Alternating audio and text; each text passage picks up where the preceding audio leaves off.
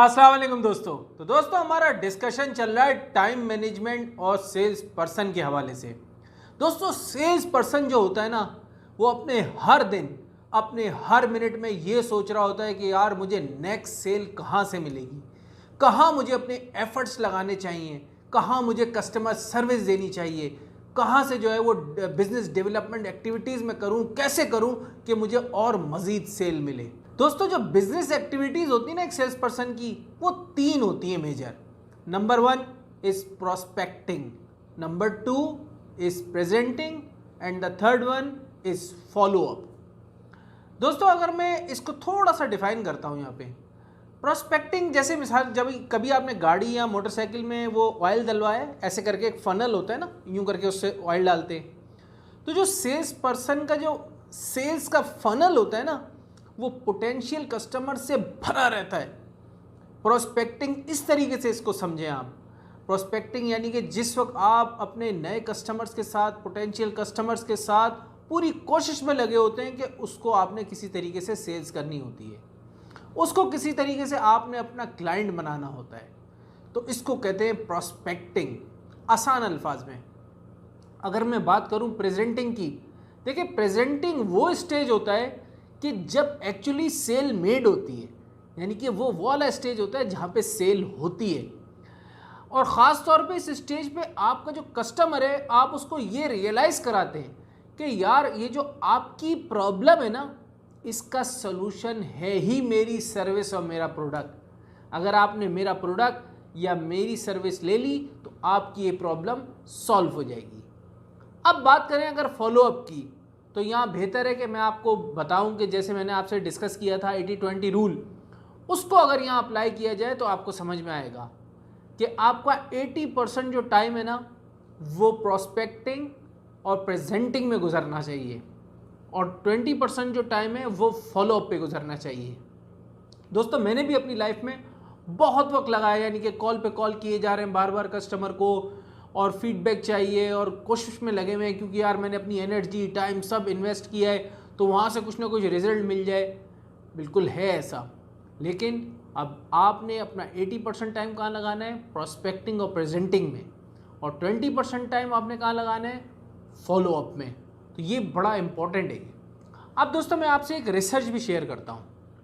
1928 में एक रिसर्च की गई, जो भी मार्केटिंग और सेल्स पर्सन के लोग थे उनको स्टॉप वॉचेस दी गई, और उसके बाद ये रिसर्च किया गया कि कितना वक्त जो है वो काम में लगाते हैं। अब काम में लगाने का मतलब है प्रोस्पेक्टिंग में और प्रेजेंटिंग में और फॉलोअप में। तो उस रिसर्च में ये पता लगा कि वो सिर्फ 90 मिनट्स पूरे दिन के काम में लगाते हैं। बाकी सारा वक्त कॉफ़ी पी रहे हैं, चाय पी रहे हैं, चिट चैट कर रहे हैं, घूम रहे हैं, फिर रहे हैं, रिपोर्टें पढ़ रहे हैं, मैगज़ीन पढ़ रहे हैं, न्यूज़पेपर पढ़ रहे हैं। लेकिन ये जो असल जो काम का वक्त है जिसमें आप ये तीनों चीज़ें शामिल हैं, वो सिर्फ 90 मिनट्स थे। अब उसके बाद इतने एडवांस कोर्स हुए, टाइम मैनेजमेंट के कोर्स हुए और इतनी मोटिवेशनल स्पीचेज़ हुई, उन सब के बाद दोबारा जब यूनिवर्सिटी ऑफ कोलंबिया ने उस रिसर्च को किया तो फिर दोबारा वही रिजल्ट निकले कि सिर्फ 90 मिनट्स जो है वो सेल्स पर्सन और मार्केटिंग के जो लोग हैं वो काम में गुजारते हैं। तो दोस्तों अब आपने ही करना क्या है यहाँ पे, उसको करने के लिए मैं आपको बताऊँगा, उसको कहते हैं मिनट प्रिंसिपल। मिनट प्रिंसिपल ये होता है कि आपने अब आप अपने पास जो है ना स्टार्टिंग में एक स्टॉप वॉच रखनी है। इस एक्सरसाइज को आपने करना है अब, और जब भी आप प्रोस्पेक्टिंग, प्रेजेंटिंग या फॉलोअप करें, सिर्फ उस वक्त आपने उस स्टॉप वॉच को जो है ऑन करना है, और इन तीनों के अलावा जैसे आप इन तीनों में से कोई एक्टिविटी ना कर रहे हो उसको स्टॉप कर देगा। यू विल रियलाइज कि वाकई सेल्स और मार्केटिंग के लोग सिर्फ 90 मिनट्स काम करते हैं। सुनने में बुरा लगता है ना कि यार 9 to 5 जॉब है लेकिन मैं सिर्फ 90 मिनट्स काम कर रहा हूँ।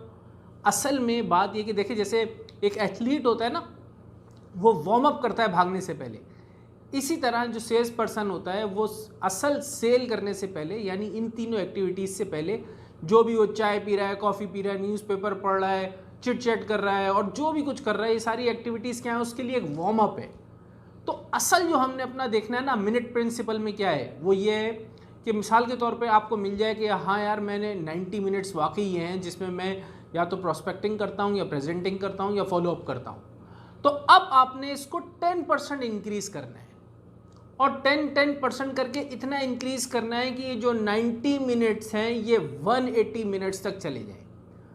बिल्कुल जैसे लॉ ऑफ प्रोबेबिलिटीज़ होता है, लॉ ऑफ एवरेजेस होता है सेल्स में, बिल्कुल इसी तरीके से ये भी है कि जितना आप नंबर ऑफ़ टाइम्स ये बढ़ाएंगे उतनी आपकी सेल बढ़ती चली जाएगी।